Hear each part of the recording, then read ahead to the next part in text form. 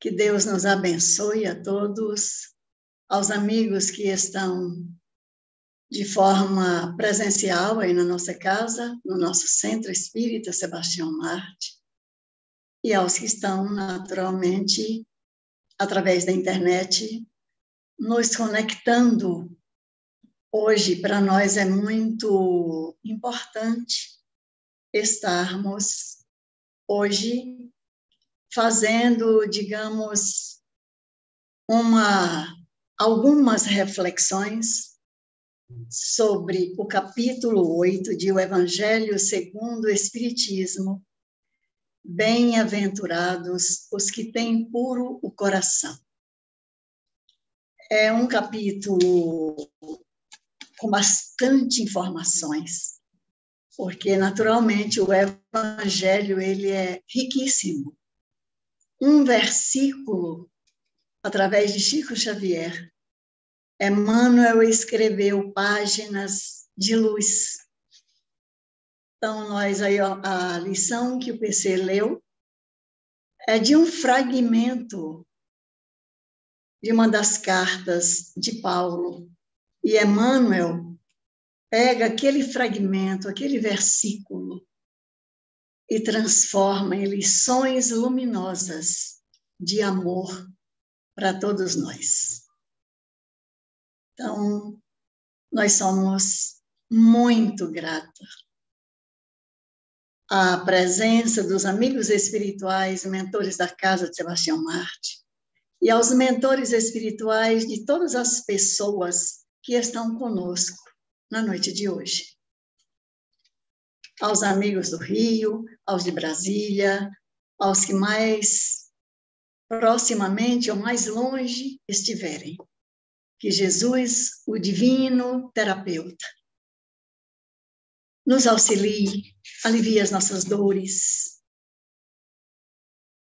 e fortaleça o nosso emocional, o nosso psicológico, para que possamos gozar de harmonia. Meus amigos, nesse capítulo, nos foi orientado as orientações da casa para fazermos, digamos, uma visão panorâmica do assunto, porque não podia ser de outra forma, porque é um capítulo extenso e o Evangelho por si só já diz tudo. Mas nós vamos aqui começar com o primeiro item do Evangelho segundo o Espiritismo. Nesse capítulo 8, é dito, são palavras de Jesus, quando ele diz: bem-aventurados os que têm puro o coração, porquanto verão a Deus. Essa máxima de Jesus, quando ele fala da pureza de coração, nós ficamos a imaginar, porque ainda temos e trazemos dentro de nós tantas imperfeições. Sabemos que ainda não temos essa pureza, mas naqueles momentos que sintonizamos com a criação divina, através da natureza, nesses momentos, observando a beleza, o canto do vento, dos pássaros, as cores, os odores, nós estabelecemos um estado de renovação íntima. E podemos dizer que em alguns momentos nós conseguimos purificar o nosso coração, a nossa mente, porque nós somos filhos de Deus, nós somos filhos da luz, e como filhos de Deus, nós temos N possibilidades, porque é Jesus que nos recomenda: deixai brilhar a vossa luz, o processo de autoiluminação. ele é fundamental em nossa existência. E no item 2 do Evangelho, aqui seguindo a essa passagem aí de Mateus, nós vamos ver aquele momento que os apóstolos de Jesus, lá quando ele estava ali, entre aquela multidão de pessoas, que sempre imaginemos Jesus tendo como altar a natureza, na acústica da alma, a voz nítida, melodiosa do Cristo de Deus. E, naturalmente, as criancinhas queriam se aproximar de Jesus. E as crianças, quando estão em conjunto, elas são muito alegres, elas fazem muito barulho, e por isso mesmo os apóstolos cuidaram de afastar as crianças. Geralmente, como fazemos? Ah, meu filho, ô menino, afasta, você está atrapalhando, está fazendo barulho. E Jesus, observando aquela cena, diz: deixai vir a mim as criancinhas, e não as impeçais,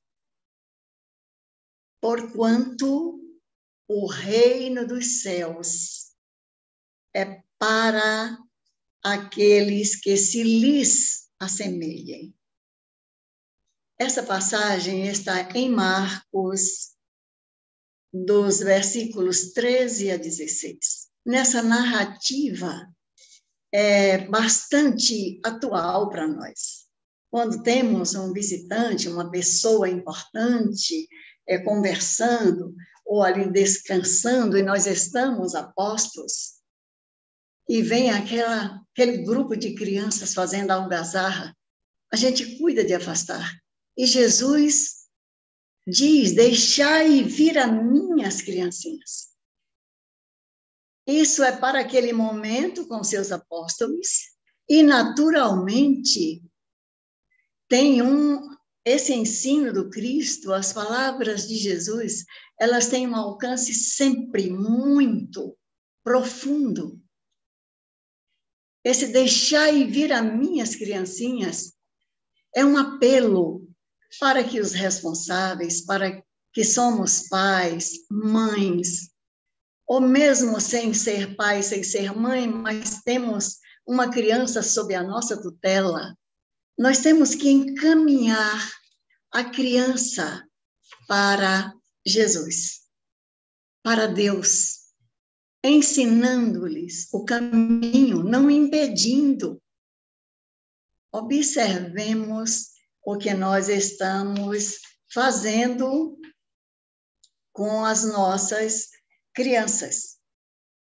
Na condição de pais e de mães, como é que nós estamos tratando os nossos filhos? Estamos realmente aproximando os nossos filhos da divindade de Jesus, sem nenhuma pieguice, mas é de verdade, de coração, porque qualquer que seja a religião que estejamos vinculados, tem sempre as aulas adequadas para as crianças. Nos centros espíritas, nós temos a evangelização. Aqui em nossa casa, nós temos a evangelização infantil, cuja mentora é Joana de Ângeles. Aliás, ela é a mentora do DIGI, do Departamento de Infância e Juventude, naturalmente, com outros benfeitores. Mas Joana está aí nessa condução energética, no processo educativo de almas, de espírito. Lembramos de uma frase dita por uma entidade que nós a chamamos de voz aura. E naqueles momentos nós tínhamos umas atividades com o DIGI, exatamente na área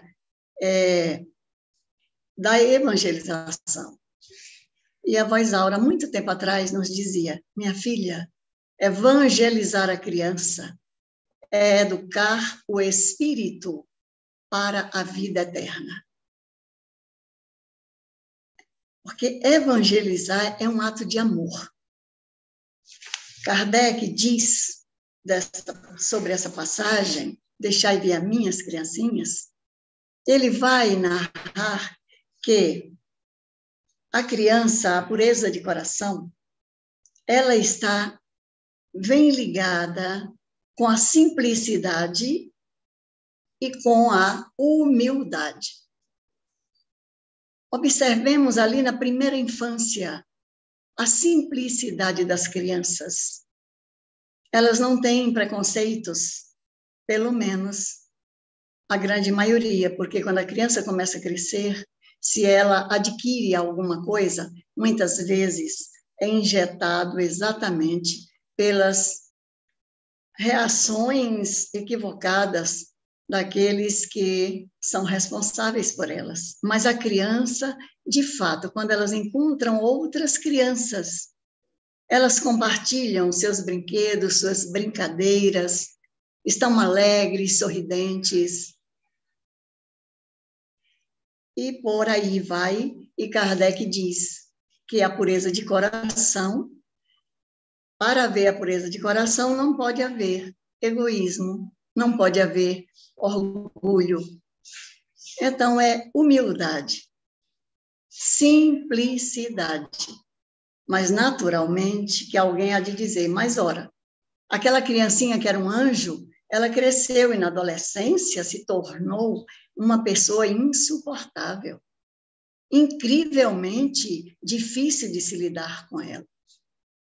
Naturalmente, meus irmãos, por isso que Jesus disse que o reino dos céus é para as criaturas que se lhes assemelhem, que assemelhem às crianças, porque há crianças que são realmente espíritos evoluídos, tendo em vista que o espírito que está encarnado ali na primeira infância e vai crescendo naturalmente, vai se tornar um adulto. E dependendo de como ele recebe a educação, e é aí onde entra o nosso papel enquanto pais, no mesmo Evangelho segundo o Espiritismo, no capítulo 14, honrai a vosso pai e a vossa mãe, tem no número 9, uma instrução do Espírito Santo Agostinho, que foi aquele ícone da Igreja Católica, que foi não, que foi canonizado como santo. E a trajetória de Agostinho é muito interessante. E ele dá essa instrução, lá no 5º parágrafo, tem um recado especialmente para os pais, que somos espíritas.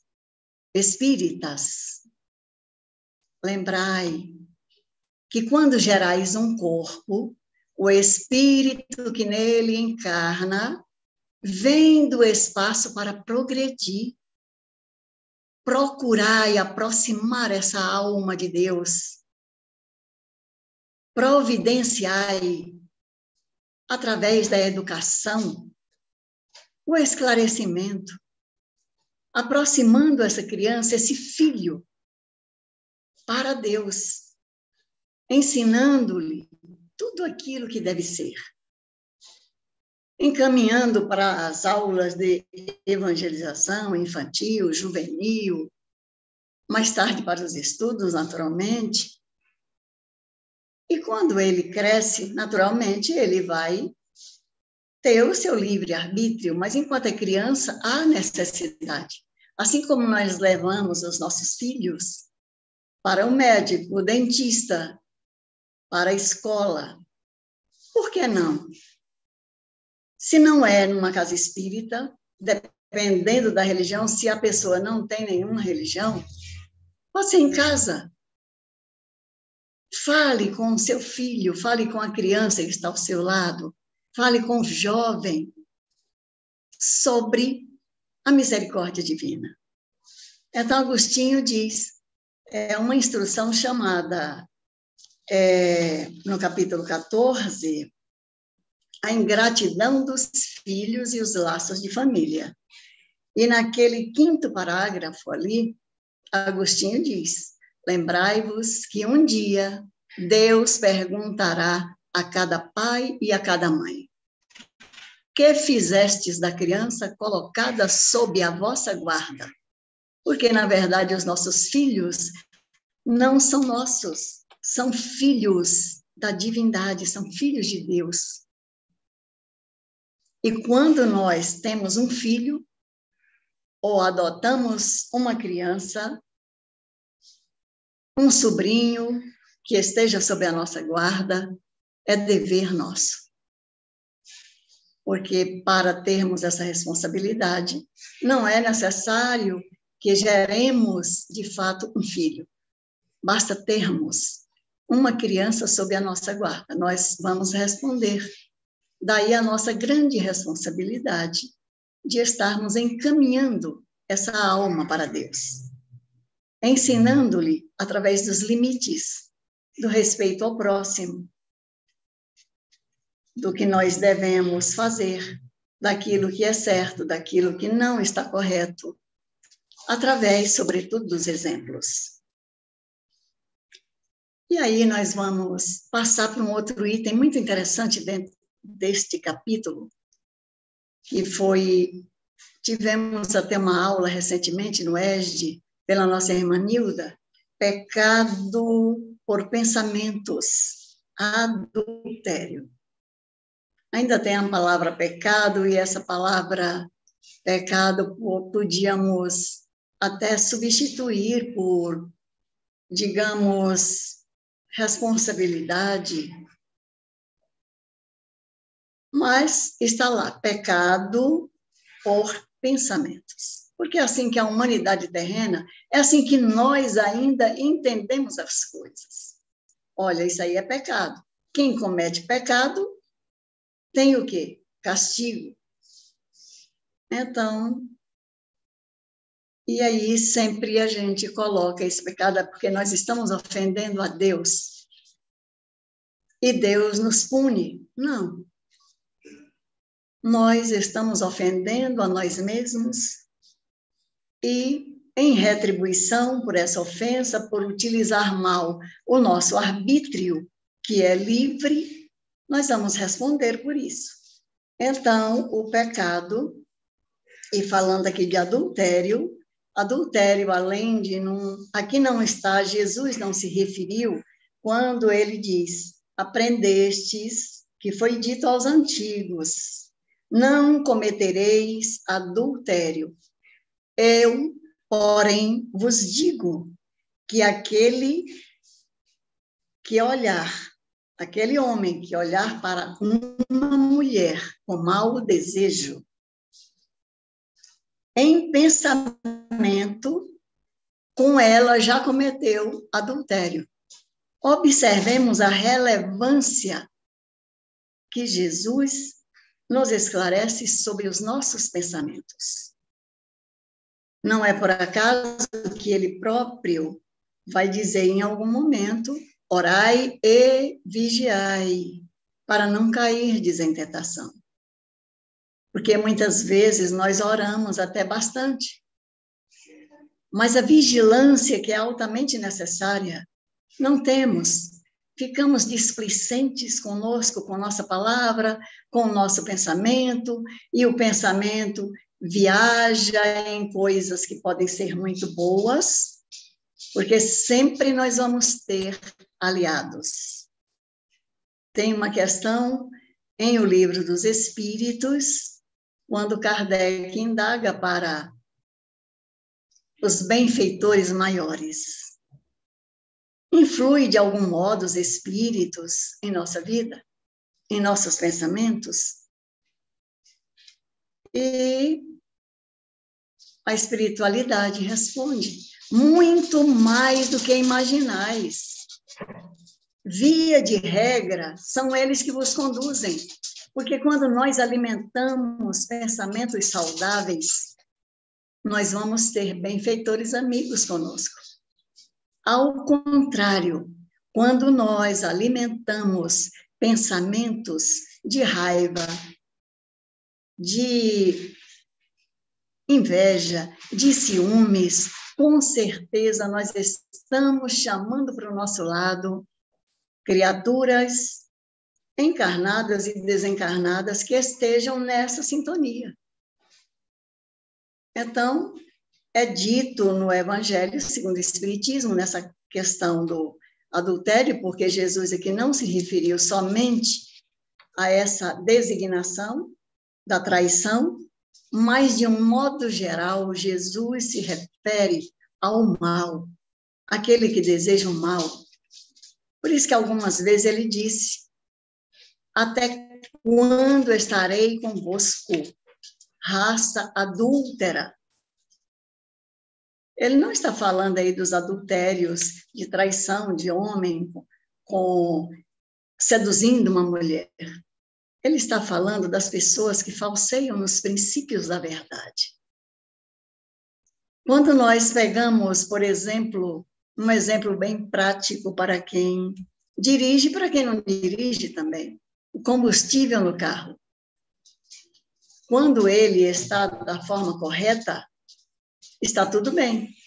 Mas se coloca água naquela gasolina, ela fica adulterada. Quer dizer, você estraga algo que era para ter uma função, você acaba estragando. Então, o adultério aqui é um sentido bastante profundo. Então, a vigilância com os nossos pensamentos.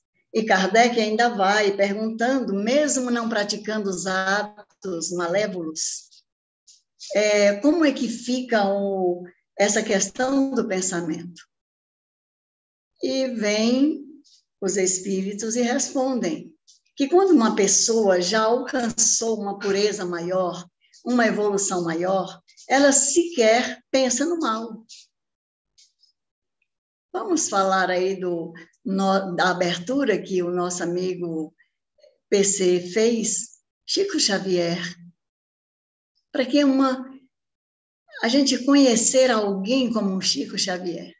A bondade, a pureza, a benevolência, a compreensão, a simplicidade, a humildade do Chico, com uma capacidade extraordinária para a comunicação com o alto. Porém, certamente, essa percepção psíquica, essa mediunidade, essa antena deslumbrante, vibrante com o mundo espiritual, é graças à bondade do coração do Chico. O grande caráter de amor, de fraternidade que o espírito Chico Xavier possui. Porque nós devemos trabalhar a mediunidade com Jesus. E aquele mesmo espírito que falou, deu aquele conceito da evangelização, que evangelizar a criança é educar o espírito para a vida eterna. Ela nos disse que Chico Xavier é um médium de Jesus. É uma antena que vai muito alto, tanto que quando ele desencarnou, ele foi recebido por Jesus. Para nós estarmos pensando. Então, quem não pensa no mal, o progresso ali já está realizado. Quando os pensamentos maus vêm à nossa mente, e isso acontece conosco ao longo do dia. Quantas vezes nos irritamos e vêm pensamentos, mas naquele momento nós temos que contrapor. Espere aí, eu não posso entrar nessa onda vibratória porque vai me fazer mal. Porque aquilo que nós desejamos de mal para o próximo é o mal que está sendo feito para nós mesmos. Então, quando o pensamento negativo chega, aí nós estamos atentos à vigilância, não alimentamos este pensamento, o progresso paulatinamente está acontecendo. Porém, meus irmãos, se vem um pensamento negativo, de raiva, de vingança, qualquer coisa negativa, e nós alimentamos e nos comprazemos, sentimos prazer, aí nós vamos estar realmente ainda muito distanciados da pureza de coração. Porque aqui, nesse tipo de pensamento que a gente agasalha, ele chega e encontra um respaldo. Nós aconchegamos esse mau pensamento, nós abastecemos esse pensamento com mais energia negativa, ele vai se avolumando.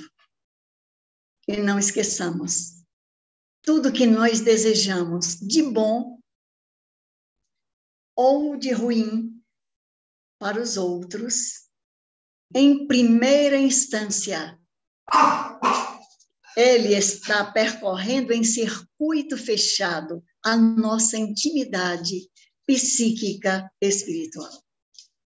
É em nós, em primeiro lugar. Depois nós emitimos.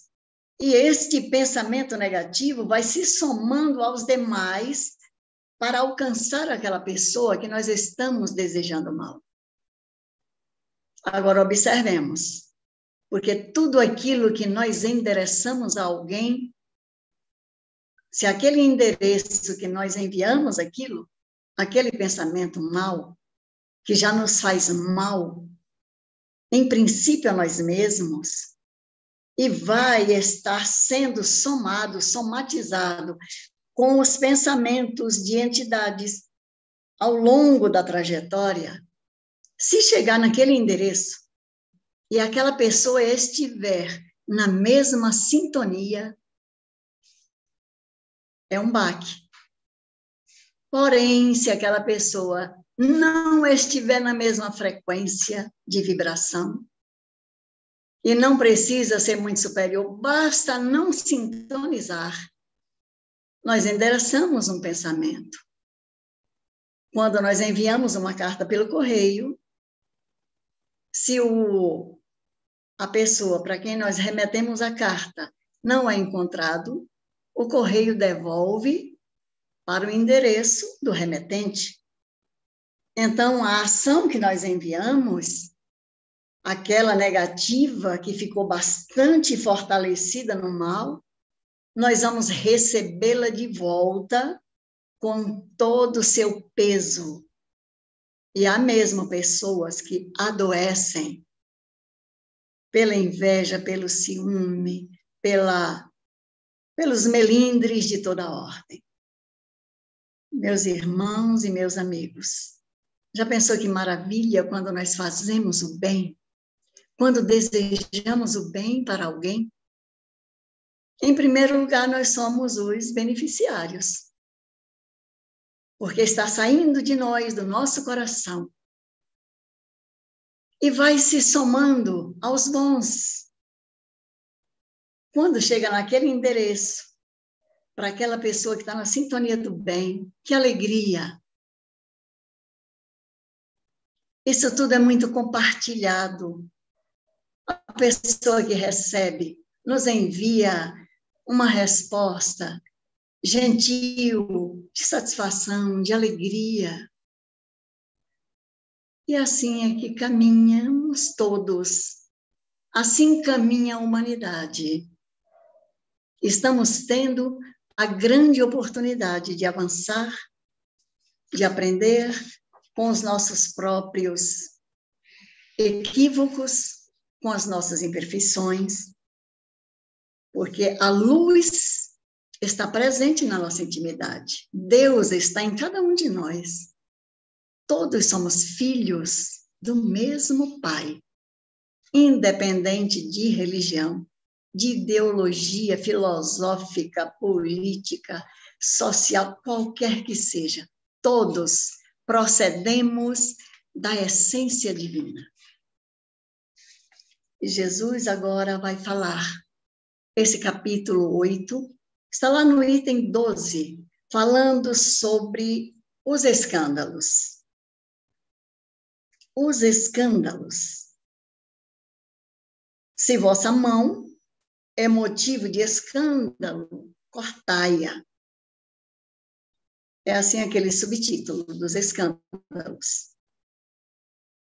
E exatamente uma passagem aqui que Jesus diz, é um versículo: ai do mundo por causa dos escândalos. Aí vem um outro versículo: pois é necessário, na condição que nós vivemos no planeta Terra, é necessário que o escândalo venha. É comum acontecer o escândalo no planeta Terra, mas ai daquele por quem venha o escândalo. E o que é o escândalo? Nós vamos ver que o escândalo, e aí nós fomos pesquisar um pouco, numa obra magnífica do nosso irmão Divaldo Pereira Franco, do espírito Joana de Ângeles. Esse livro, Jesus e o Evangelho, à luz da psicologia profunda. Esta obra, meus irmãos, é magnífica. É tão profundo o ensinamento de Joana de Ângeles que nós não ousamos aqui a ficar interpretando. Pegamos alguns fragmentos ali no começo, que tem essa parte, é um estudo.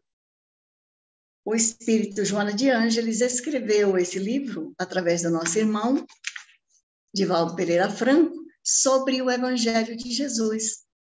E foi ali lançado no ano 2000, para celebrar os 20 séculos do nascimento de Jesus. E ali, nesta lição, que é chamada Escândalos, é um fragmento. É um fragmento que foi aquele: ai do mundo por causa dos escândalos. E Joana de Ângeles diz assim, no primeiro parágrafo, sobre essa lição: tudo aquilo que violenta o equilíbrio, o estabelecido, aquilo que já é uma norma da sociedade séria, constitui um escândalo, uma irreverência atentatória contra a ordem. E, naturalmente, que isso traz como consequência, vai trazer negativamente ressonância, desarmonizando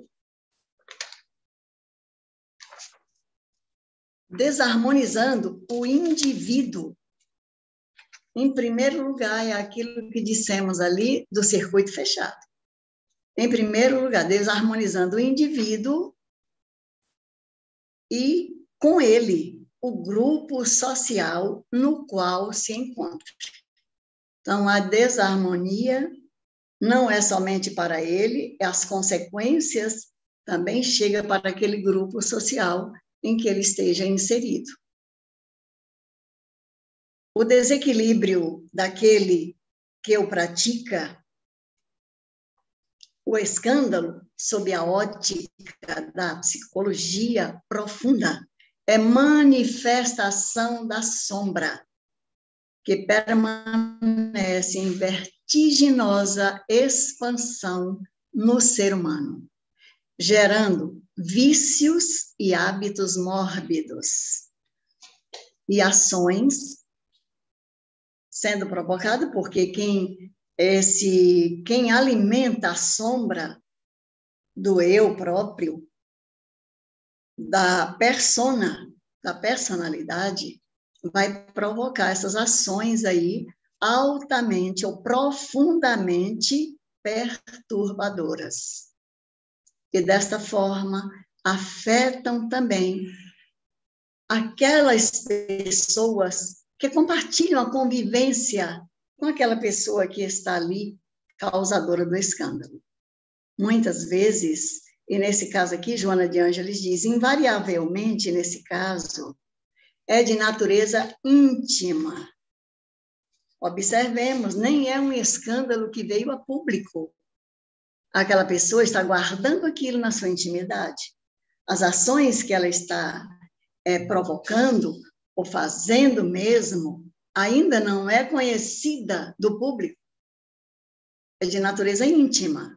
E ninguém toma conhecimento, porque permanece agindo no lado escuro da personalidade, fomentando distúrbios emocionais e comportamentais. Observemos. Então, esses comportamentos se transformam em conflitos de consciência que defrontados, quando eles são defrontados com o ético, o social e o espiritual, de natureza íntima. Então, a pessoa fica nesse estado de perturbação profunda. Imagine, a criatura humana mergulhada na sombra, sobretudo aquelas que têm uma grande dificuldade de se libertar, porque quando nós estamos na sombra, de fato, é preciso um esforço imenso. Então, esta criatura, ela trabalha habilmente todo o tempo, disfarçando. Conhecemos aquele dito, alguém disse aí, escreveu, que nós podemos enganar todo mundo por um tempo, mas não podemos. Até podemos enganar algumas pessoas por muito tempo, mas não podemos enganar todo mundo por muito tempo, não. Em algum momento, as máscaras caem. A máscara da persona mostra-se tal qual ela é. Então, não adianta esses disfarces, porque esses disfarces vão projetando para a sociedade, nossa, que pessoa maravilhosa.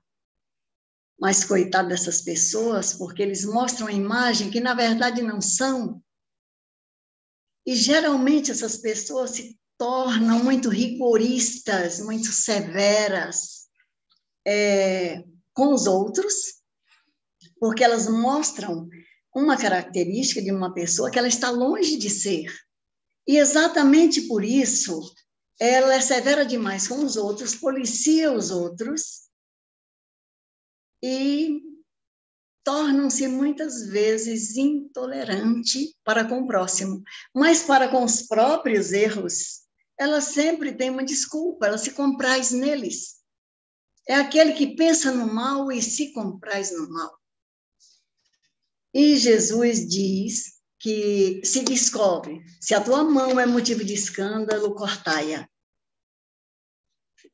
Esse sentido aqui é bem mais profundo, não é literalmente o corpo, porque nós sabemos que o corpo, sobretudo nós que estamos conhecendo e estudando a doutrina espírita, sabemos que o corpo, a matéria, preside a formação do corpo aqui, o espírito.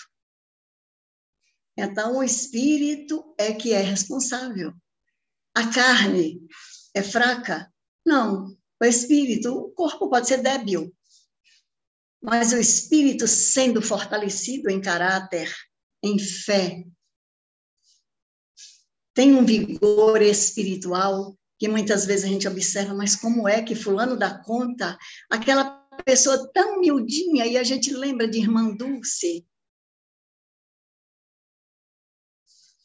naquela idade, correndo atrás para socorrer as pessoas. Porque ela disse às pessoas, amar o próximo para as pessoas que não conhecem Jesus, não se dedicaram, é uma coisa, mas para mim, que me tornei exatamente uma religiosa por Jesus, eu tive que levar mesmo assim, muito definidamente. Definir na minha vida que amar o próximo como a si mesmo é cuidar dele. A igreja não pode fechar às 6 horas da tarde, não podia atender os doentes, então a irmã Dulce ficou por 10 anos lá naquela igreja, naquele convento lá de Santo Antônio, lá em Salvador, na Bahia. As irmãs, a igreja, a congregação, retirou todos, deixaram ela sozinha com os seus doentes. E ela disse, amar o próximo para mim, que liberei todos os bens sociais, os bens materiais, para cuidar, para seguir Jesus, como posso eu deixar o meu irmão na rua? Eu tenho que cumprir a vontade do Senhor. E para mim é isso. Eu tenho que levar o evangelho de Jesus dessa forma sublinhada, amar o próximo como a si mesmo. Por isso ela ficou 10 anos cuidando. Não é por acaso que a Igreja Católica, reconhecendo o trabalho magnífico de Irmã Dulce, a canonizou. Mas isso aí, certamente, os espíritos evoluídos não se deixam levar por isso. Por isso, quando Jesus diz, cortai a mão, é dizendo, vamos procurar, Joana de Ângeles está dizendo aqui, é erradicar na origem o mal que pode acionar a mão para fazer o mal para o outro. A começar da onde? Do pensamento. Porque o pensamento é projetado no cérebro pelo espírito. O cérebro, por si só, não faria nada. Tanto que quando o espírito deixa o corpo físico, mesmo não se manifestando, o cérebro sozinho, sem a ação do espírito, morte cerebral, é uma morte, mesmo que os outros órgãos continuem funcionando. Então, Jesus está falando para cortar, sim, para arrancar o olho, a mão, mas é lá na raiz, lá no âmago, é no espírito, é tratar lá no nosso íntimo. Essa terapia íntima, pessoal, essa reforma íntima, que é tão necessária, é tão urgente nós fazermos esse trabalho dentro de nós. Meus queridos irmãos, queremos encerrar esse momento com cada um, lembrando esse espírito maravilhoso Chico Xavier, essa pureza de alma, e Maria Dolores dizendo ali sobre as mãos, Senhor, quando me deres o privilégio do renascimento no berçário do mundo, ante as necessidades que apresento e aquelas que não vejo, eis, Senhor, o desejo em que dia por dia me aprofundo. Deixa-me renascer em qualquer parte, entretanto que eu possa acompanhar-te, onde constantemente continuas, trabalhando e servindo em todas as estradas, para que eu também tenha as mãos marcadas, como trazes as tuas. Muita paz, que Jesus nos abençoe a todos, que tenhamos uma noite com lindos sonhos, belas meditações. Fiquemos na paz. Gratidão a todos.